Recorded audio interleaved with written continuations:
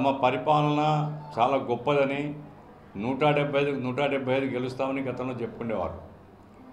ఈరోజు ఏం చేస్తున్నారంటే ఓడిపోతారు అనే పేరుతో వాళ్ళనే వాళ్ళు మార్చుకుంటున్నారు. మరి నిజంగా అంత గొప్ప పరిపాలన ఉంటే క్యాండిడేట్ని మార్చాల్సిన అవసరం ఎందుకు వస్తుంది? పరిపాలన బాగుంటే ఒక వ్యక్తి తప్పు చేయడాడు, ప్రజలు తప్పు చేసినా క్షమిస్తారు. ఇప్పుడు ఏమిటంటే ఈ 60 మంది ఎమ్మెల్యేలని మారుస్తున్నారు, ఎంపీలని చాలామందిని మారుస్తున్నారు. ఇది కూడా అనివార్యంగా వైసీపీకి చాలా తీవ్రమైనటువంటి నష్టం చేసేటువంటి పరిణామంగా మేము అనుకుంటున్నాం. పోతే కాంగ్రెస్ యాక్టివ్ అయింది.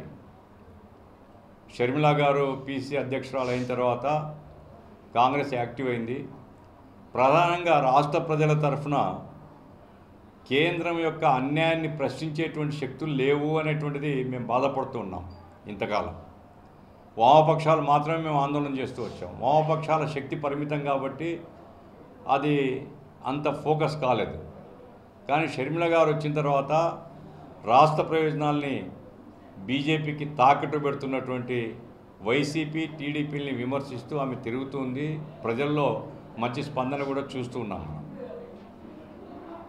ఈ పరిణామాల పూర్వరంగంలో సిపిఎం పార్టీగా మేము బీజేపీతో అంటగాగేటువంటి ఏ పార్టీతో కూడా మాకు సంబంధాలు ఉన్నామని మొదటి నుంచి చెప్తూ ఉన్నాం.